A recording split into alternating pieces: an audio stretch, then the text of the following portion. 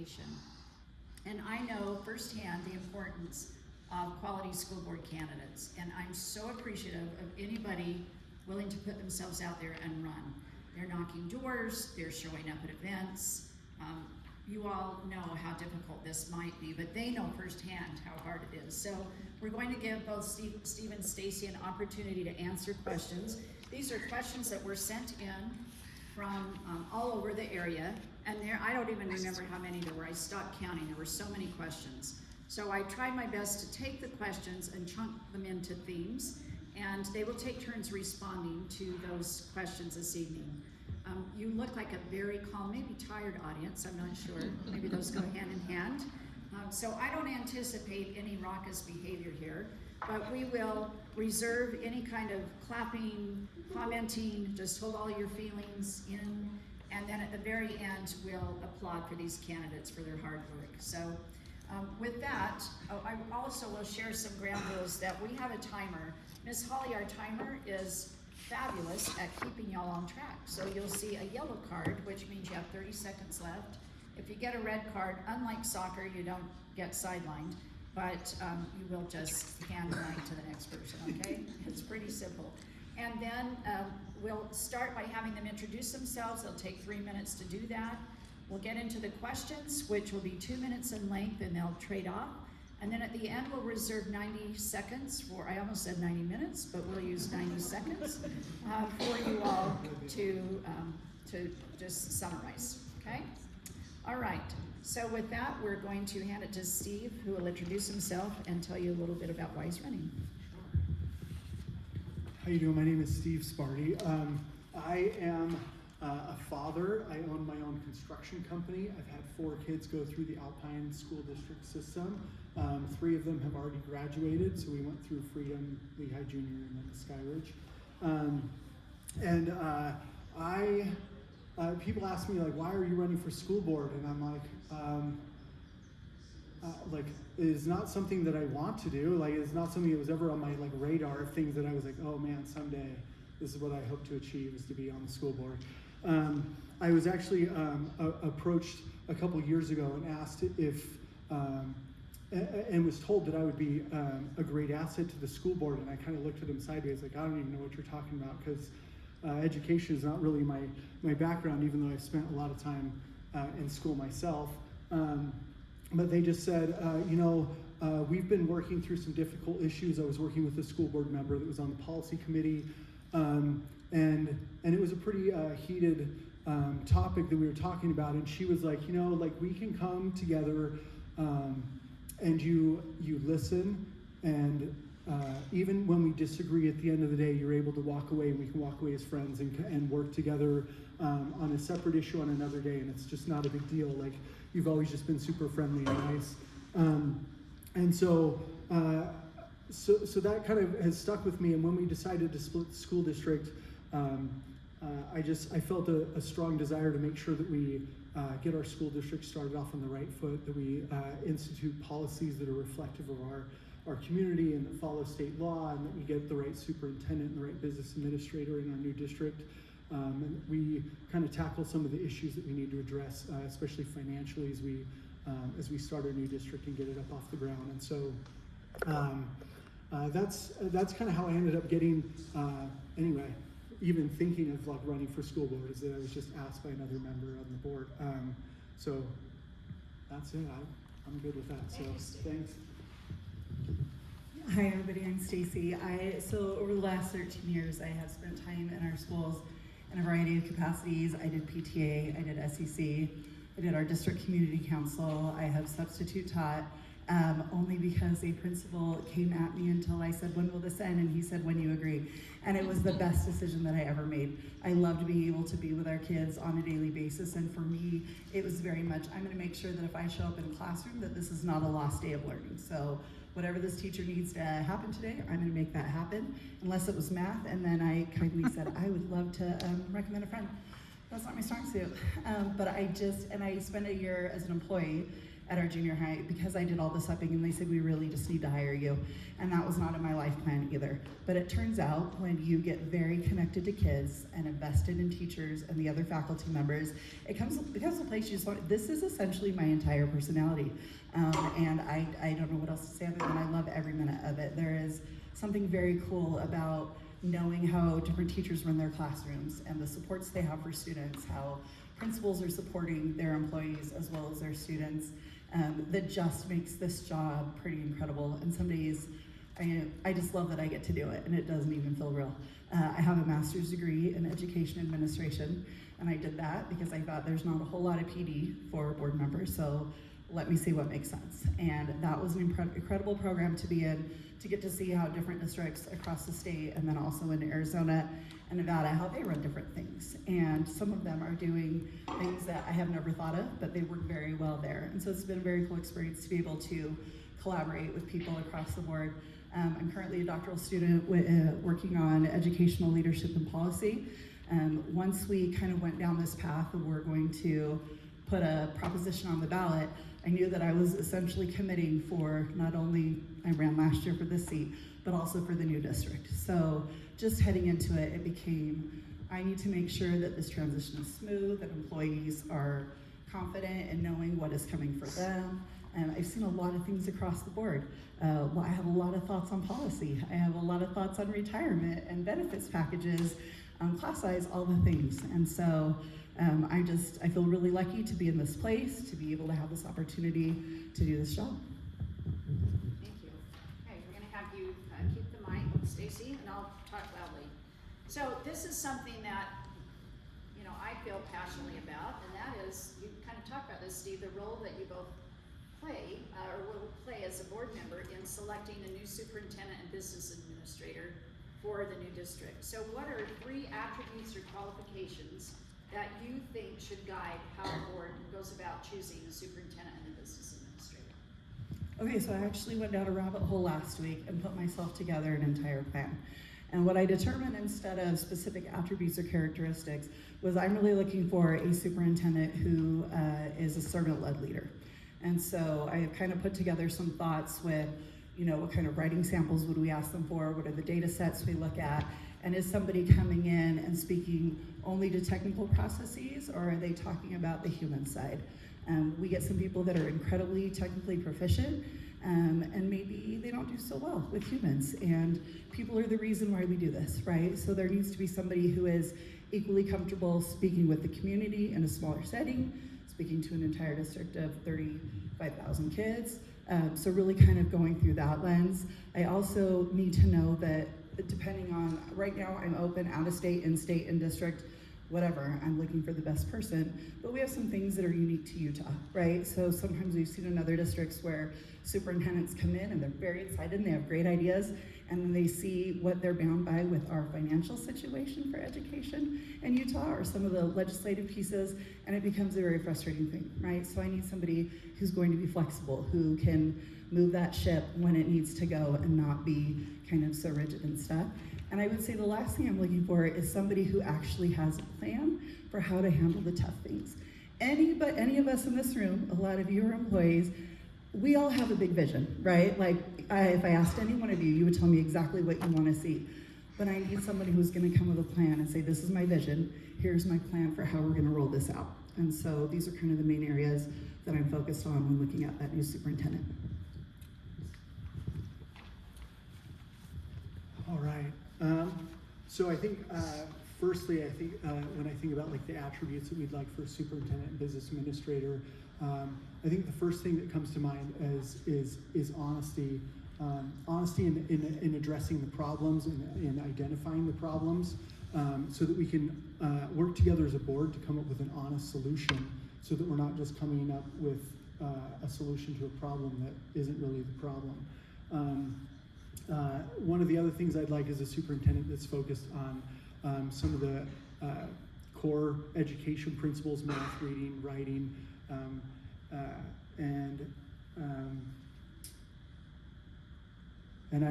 I'd like a superintendent that's willing to work with the board and listen to the community, and it has executive experience managing like all of the employees that are there. Like the superintendent is the CEO of the school district. He's the one who's managing the ship.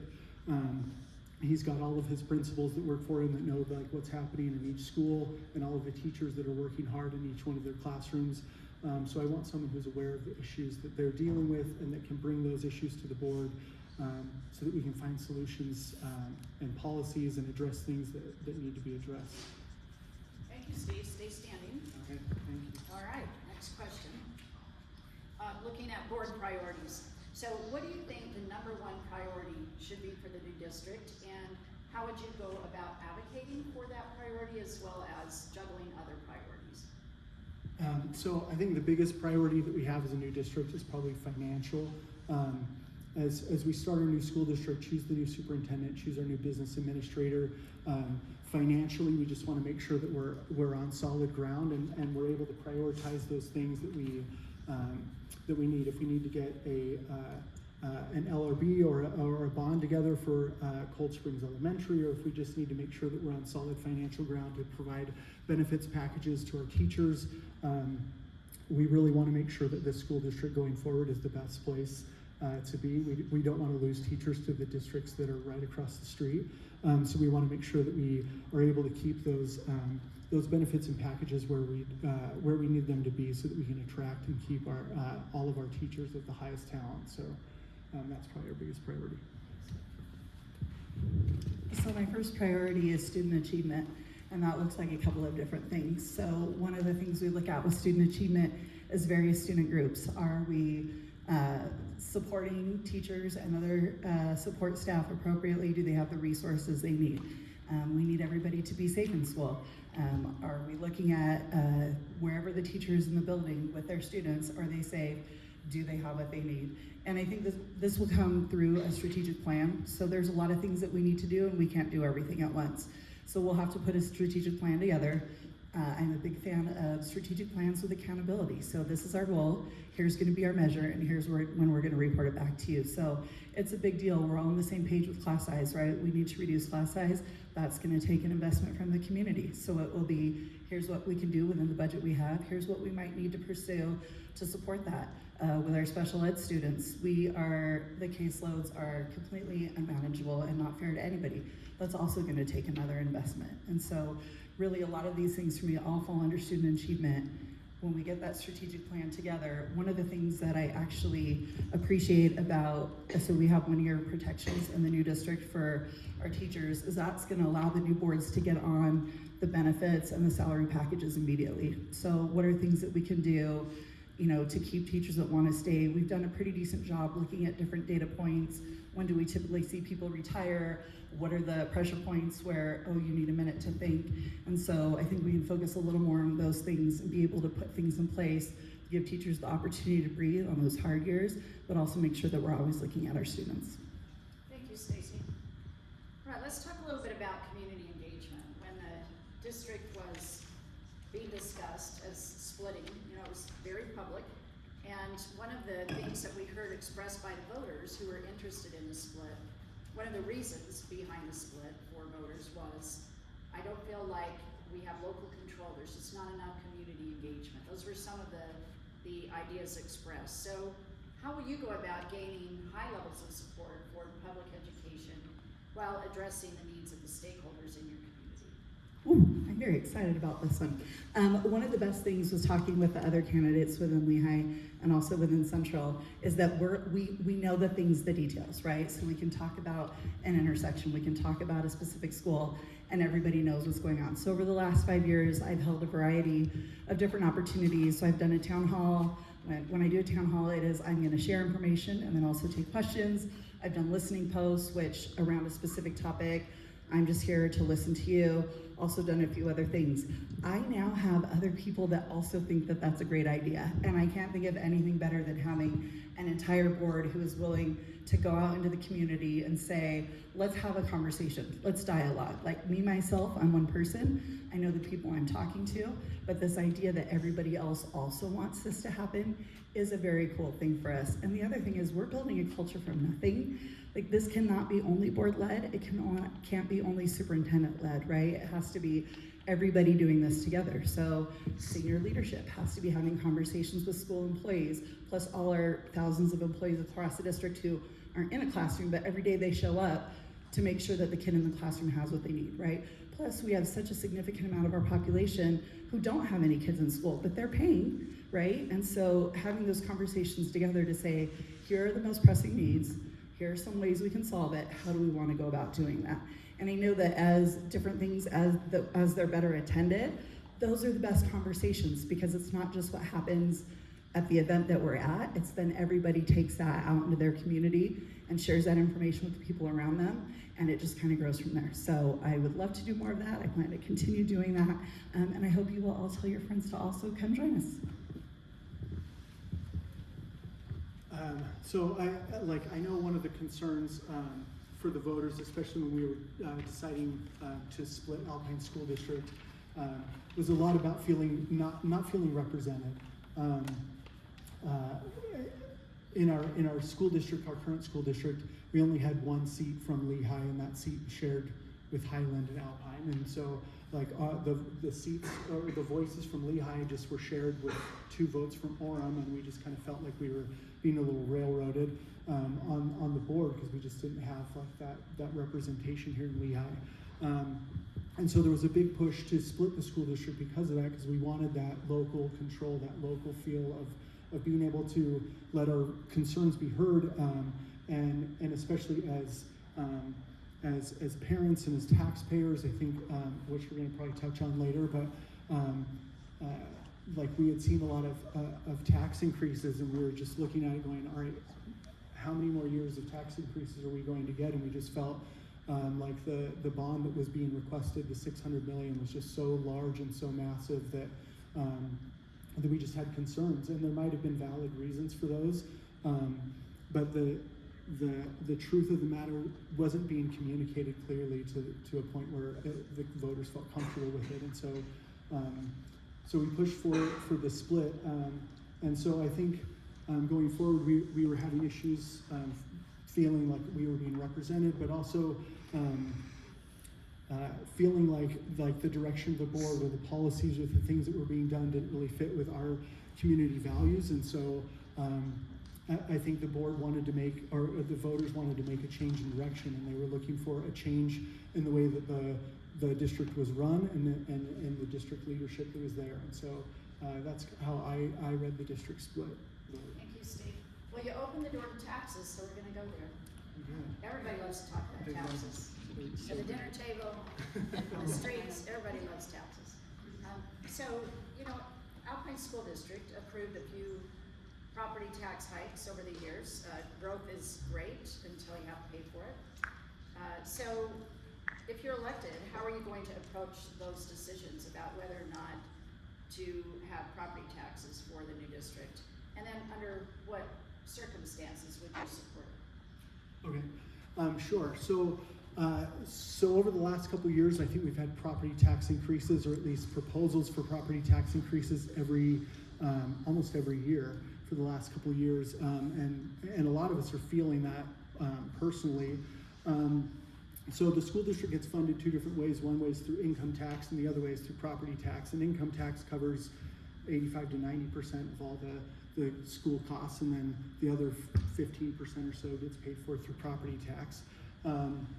And some of the property tax are things that we vote for, like bonds, where we vote for the bond and then we're voting to have our property taxes go up. But when the bond gets paid for and the loan gets paid, we're expecting our property taxes to come back down. And that hasn't been the case.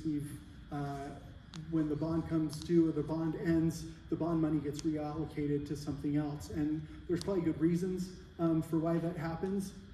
But in the latest Truth in Taxation meeting, it was kind of disheartening, because we were being told that the reason we had to raise taxes was because the income tax rate was being reduced. But I think the real reason was because we needed to get schools started going out west, and so we needed to get an LRB going, and we were going to have capital expenses, interest that we needed to pay for. And that's fine. If that's the reason that we needed to do the LRB and we needed to move the bond money that should have been a tax reduction over to capital so that we could pay the interest on the loans, then let's just be honest about what the problem is. I think we're all adults and we can all handle the truth. And if the truth is what it is, then we can work together to come to a solution. And so that goes back to what I was saying earlier about knowing the truth of the situation. If we can be honest about what the problem is, then we can come up with an honest solution. And if we say that the problem is because interest tax rates went down, then that's not addressing the real problem. And so then we're not addressing the real situation. So. Thanks. So one of the things that I think is probably not well known is that we have to work within the certified tax rate fluctuates. So each district has to be at a certain increment level before we receive the money from the state. And Alpine School District does receive a significant amount of money from the state. I currently am on Finance Committee and also our Capital Planning Committee.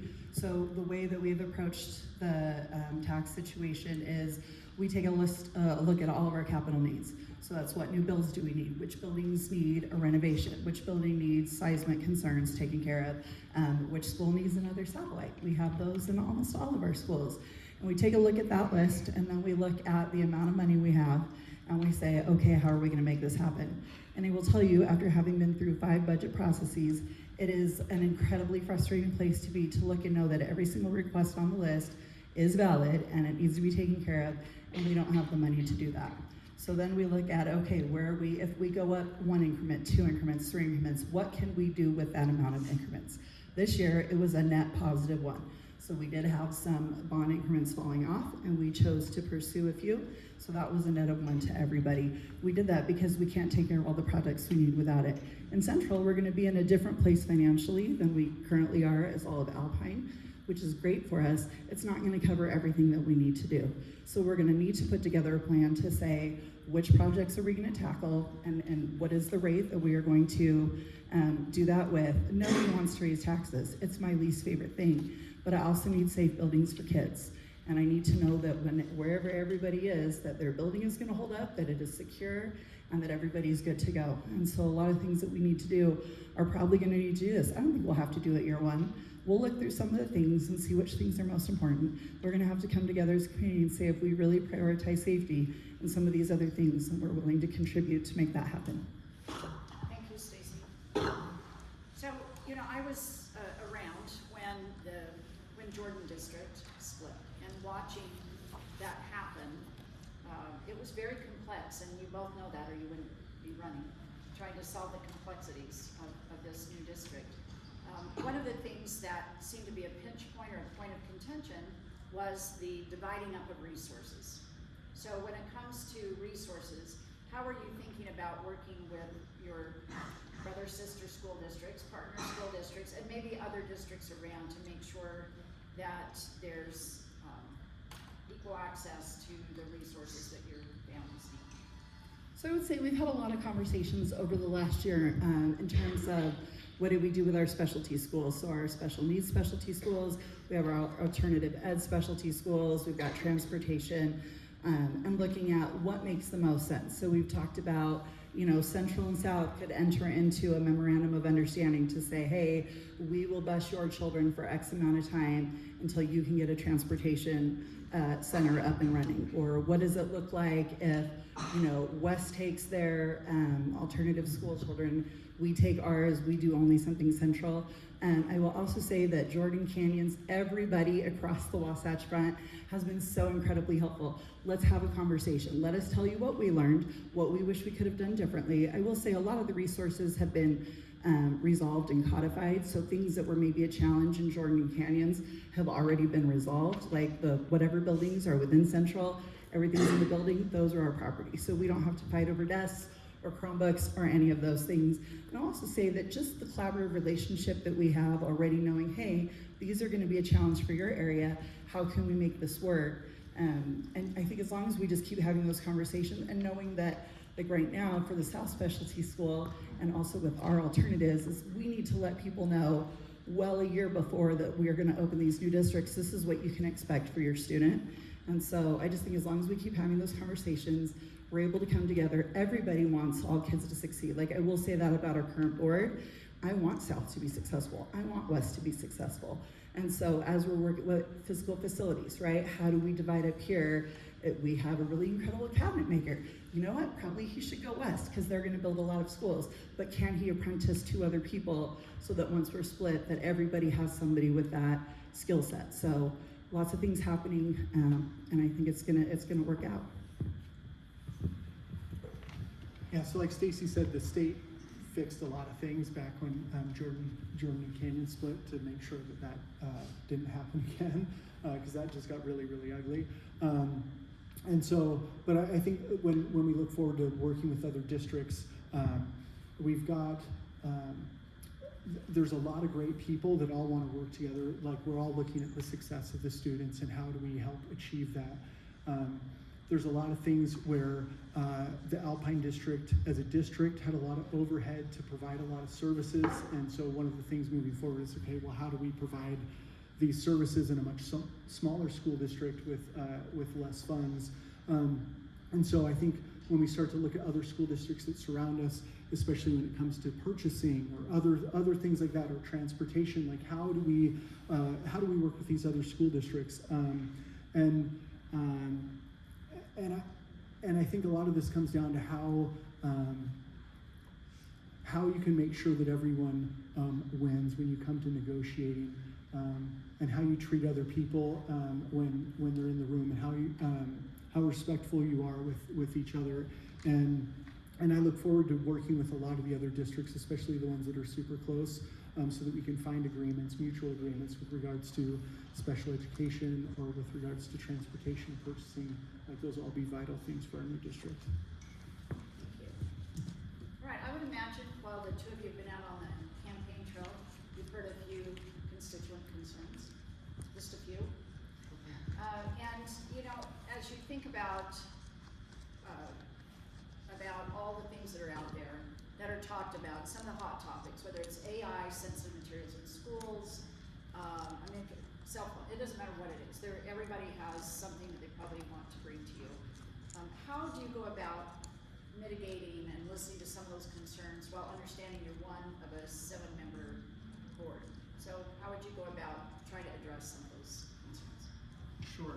So I'll share a personal experience. So I was pretty heavily involved in the sensitive materials at the schools over the last 3 years, and so I worked with a board member that was on the policy committee, and she was super helpful and so great. And as we worked with her, she just said, you know, I just want you to remind you that I'm like one of 7 people on the board. And I was like, all right, well, I totally understand that, but I think this is pretty cut and dry. We should be able to like just get this, you know, get a policy through relatively quickly. And that, boy, was I wrong. We got pushback for years, and we had to keep going back to the legislature, and so I had to work with the legislature for 2 or 3 years with Ken Ivory and others, Matt McPherson, to try and adjust the law to make sure that the policies were reflected were mirrored the law. And it was kind of an eye-opening experience. It was really kind of frustrating because it just seemed like something that would be just a simple thing, like, hey, the law says X, the policy should reflect the same, and we should be able to get this done. And I was kind of surprised at some of the pushback that we were getting, and I was, anyway, it was cause for a little bit of concern. Our main priority is to protect our kids. Like, that's the first priority, and whether that's physical protection or whether that's mental protection, that should be high on the priority list. And we should ensure that our policies match that. We shouldn't need to be mandated by state law to do the right thing before we do the right thing. Like, we should be doing the right thing, and when state law comes along, we just say, oh yeah, look, we're already doing that, like, we're in good shape. So anyway, that's my personal experience with that. So appreciate it. I think my favorite place to start these discussions is in our SEC and our PTA meetings.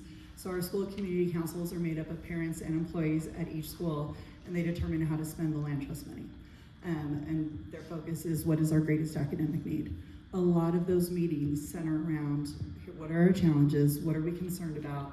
Let's have a conversation.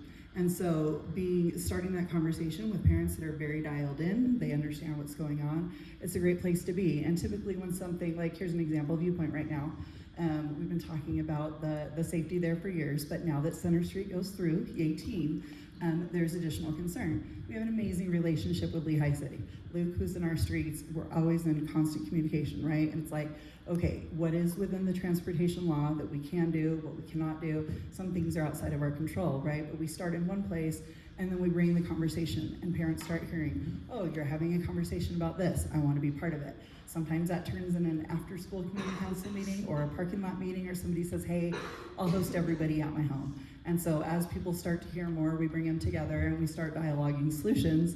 And one thing I know is that me, myself, does not come up with as many great solutions as me plus 20 or 30 other people dialoguing what makes the most sense for this specific challenge in our community right now. And really it's just having those conversations and keeping them going. A lot of the things that come through, I will say one of the most challenging parts about my job is that we have people on both sides on any given issue. And so trying to balance that together, public education is where all kids belong. How do we make sure that we are putting processes in place and we have good policy that supports all of our students? And every year that I've done this job, we get more parents to come out, and I just think the more community members that keep showing up, the better that we're gonna get at this. Thank you, Stacy. I am looking around the audience here, and I'm pretty sure we've all had a teacher, maybe even a school principal, who really impacted our lives in a positive way. So I want to talk a little bit about teachers and leaders and the role of the board. You know, the parent is the child's first teacher. I think we can all acknowledge that. But at school, the teacher is the #1 influence in impacting a student, and then the leader is a close second. There's all sorts of data to back that up. But what is the board's role in all of that? In recruitment and retention and support, what are things strategies that you think you could engage in as a board member to retain and support quality teachers so you can have an excellent education system in your new district? So in month 1 of being a new board member, I had a principal who called and said, hey, will you come to my school and talk with my faculty? Absolutely, tell me when to be there. I had no idea what was gonna go on or what they were gonna ask me. And what happened was 20 years of grievances that came to me that I listened to. And then at the end I said, okay, now let's talk about the things that we can actually do something about. And there was one thing, it was like a small training thing for one specific grade. And they said, but no one's ever done anything. And I said, I didn't know that was a thing. This is month 1, but let's figure out how we're gonna do this, right? And literally within 3 weeks, we had it resolved, this thing that had been a problem for years and years. So I learned that showing up to just listen to teachers is really the first thing to do. I also was told they had never had a board member in their school before. So I have learned time and time again, week after week, that you show up to talk to people to find out what they need so you can support them. I will say with recruitment, I have championed a few things in terms of us going out to find people and not just relying on a pipeline to come to us, but what are we offering? And are we offering, yes, we need to take care of our veteran teachers, but also we're not seeing 25 and 30-year teachers as much anymore. So how are we gonna meet those teachers who either had a career, stayed home with the family and came back, or they raised a family and then they came, right? We have to make sure that we're taking care of all people. And what it really comes down to is if teachers have a salary that works for them and benefits that are not just health benefits, but what else are we looking at, right? If you don't take our health insurance, there's not something else for you. Can we contribute to 401k, some of these other things? Anyways, and so making sure that we're meeting needs across the board and kind of diversifying what those packages look like, and really just supporting them, showing up. When people are just in general sharing things that aren't true, saying, this is not my experience with the teachers in my schools. I know that when we stand up for them and we support them, that's probably the thing that makes the biggest difference in terms of how they feel about showing up every day.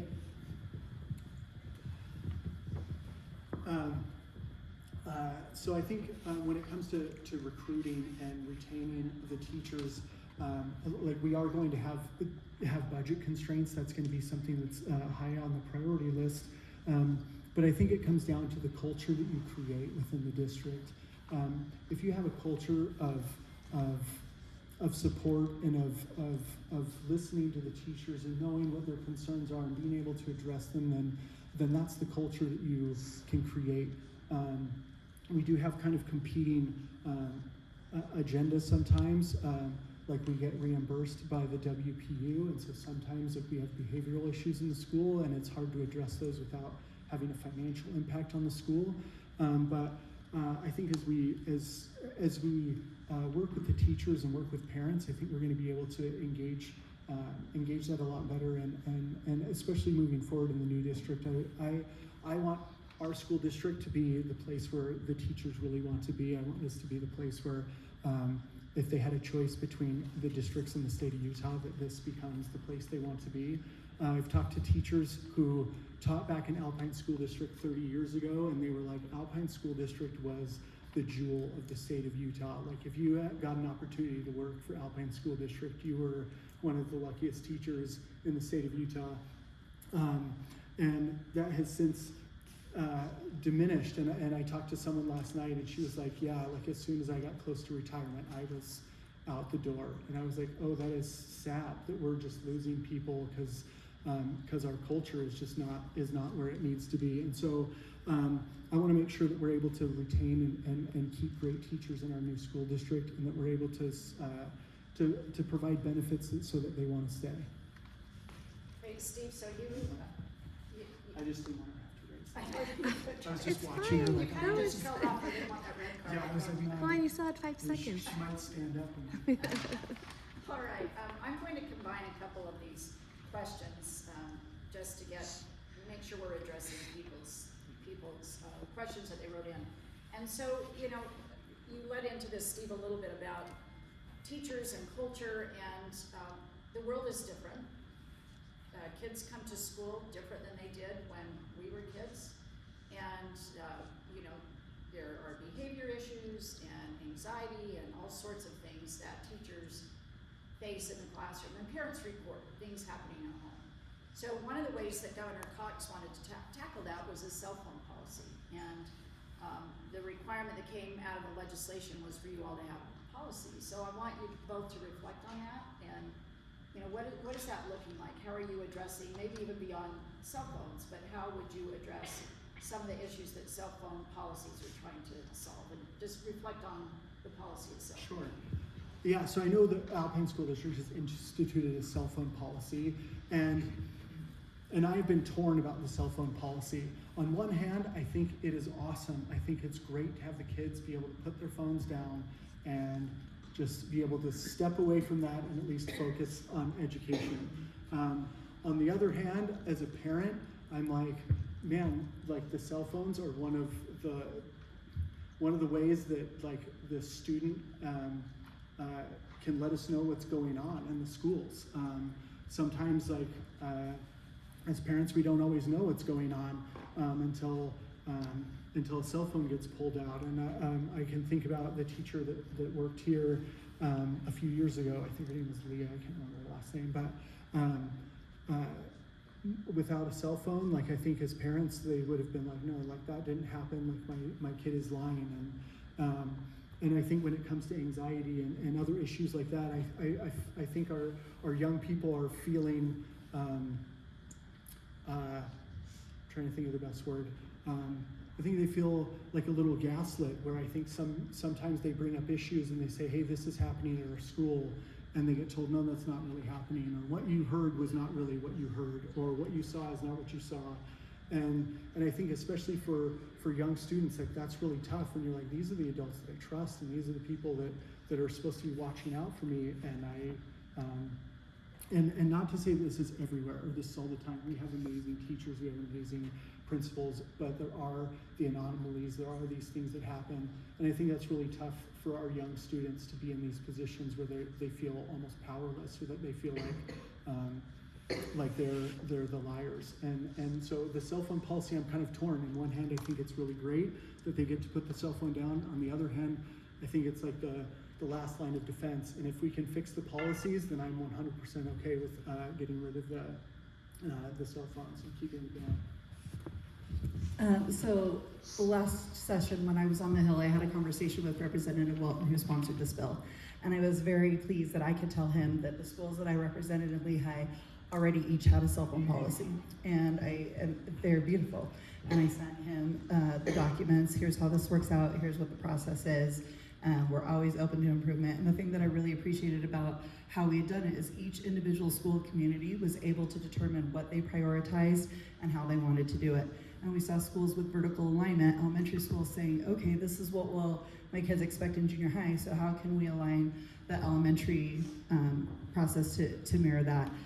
I will say this year, so when this bill passed, and there were a couple things we changed, and one of the things we changed within our Alpine policy, my colleague board member Lincoln adjusted it to add AirPods in it, and the number of students who saw me in the hall and said, are you the reason this happened?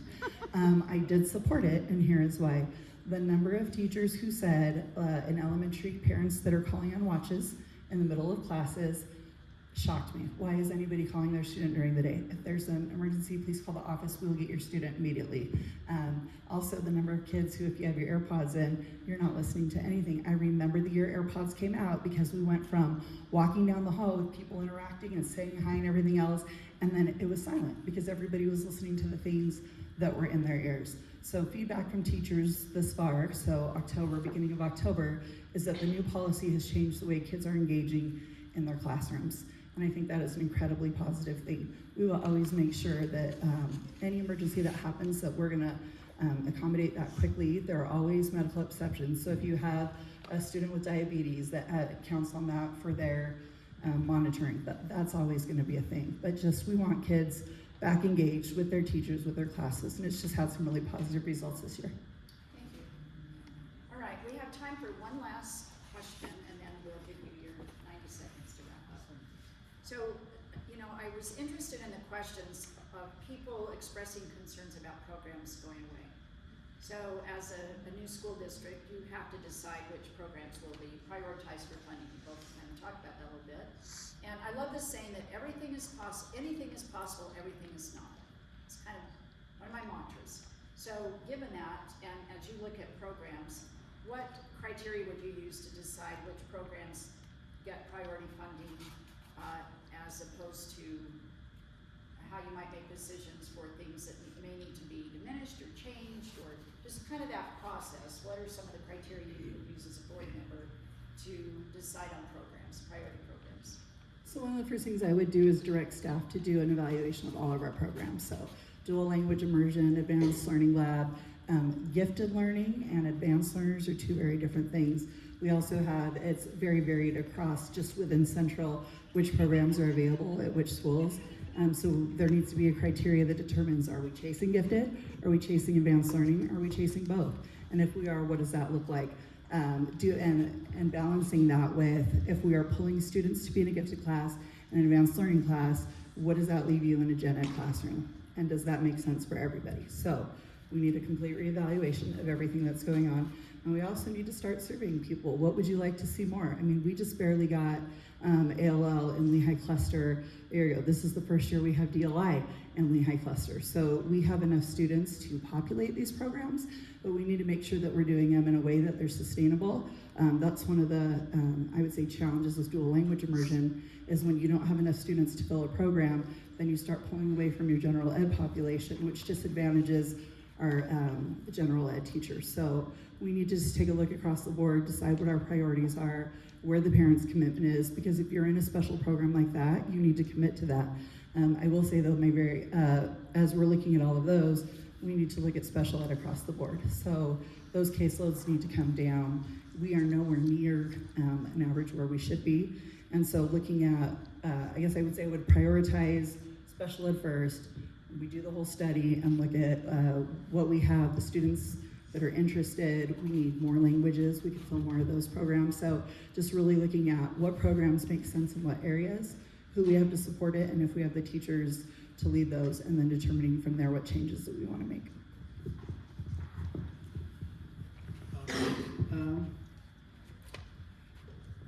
Yeah, I think we're going to need to do like just an evaluation of all the programs, because there's only a finite amount of money. Like, I want all of our kids to have all of the things, but I also understand that we don't have like an infinite amount of money. And so really starting to do an evaluation, like Stacy said, from the top down, of like how many students are impacted, what are we looking at? And also one of the things that that I think we could look at is alternate funding sources. So There are some programs, there's things like some of our English as a second language programs are helping some of those kinds of things. Like we could look at finding other things that are outside of the existing system or existing structure, where we could like get something to, we could pull some things together by using local churches or local libraries to kind of help, look for volunteers that could help to move a program along like that. So I think that there's ways that we could look at some of these programs or things and look at additional funding, whether it's through local businesses that might want to fund like the music program or something like that at a school, or funding additional languages or something like that.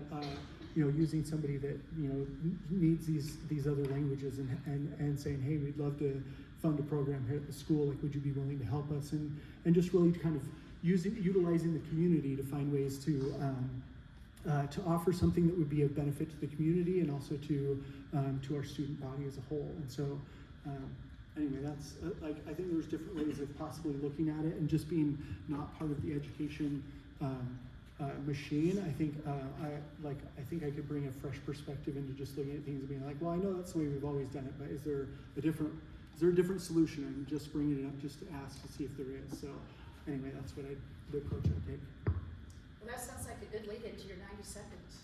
Sure. This has been quite an adventure. I never in my wildest dreams ever thought I would run for public office. Like, this is like a very intimidating thing, like just to be up in front of a bunch of people and like hoping you just don't fall flat on your face or stick your foot in your mouth or something else that's dumb.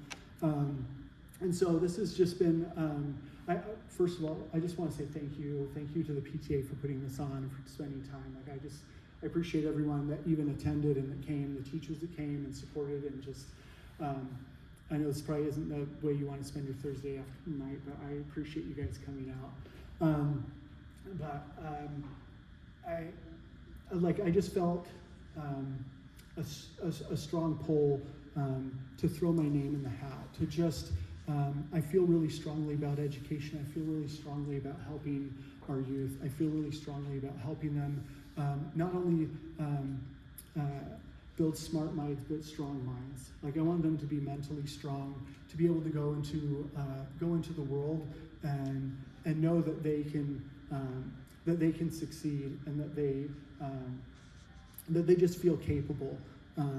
And so I really felt strongly about needing to start this new school district, getting it off on the right foot, and making sure that our teachers felt taken care of, making sure we get the right superintendent and the right business administrator. So thank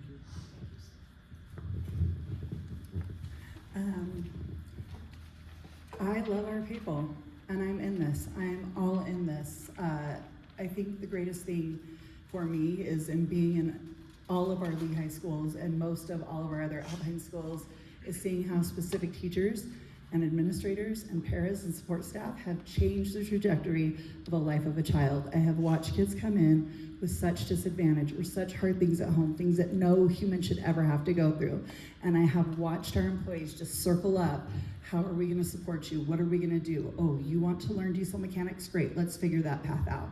And because I had seen this happen time and time again, every year, I found myself in a position, so when the first person asked me to run, and I thought, this is not on my list of things to do, and then I thought, but I've seen what can happen, and I've seen how that can grow when they have the support and the resources they need. And so being part of this is just an opportunity. I want this to go well. I want people to be confident in what we're doing. I want to make sure that the foundation that we lay, this is going to last decades, right? Century. I want to make sure that the people who come 20, 50 years from now, they won't know any of us or any of our names. But if we do this well and we do this right, then they're going to come into something that's going to be even better than we can currently imagine. I appreciate those of you in this room who I've had conversations with often. I appreciate people who reach out regularly. For those of you that don't, thank you for coming tonight. I hope you'll start reaching out. One of the things that makes me better is when I understand where everybody is coming from. Well, thank you both. First of all, I want to thank the audience. I was watching your nonverbals, and I feel like you were an audience that was really here listening to learn. That seemed to be very evident. So thank you so much for your attendance. And thanks to these two great candidates who are putting themselves out there and for the way that you answer the questions with your heart and with honesty. Really appreciate it. So let's give them a round of applause.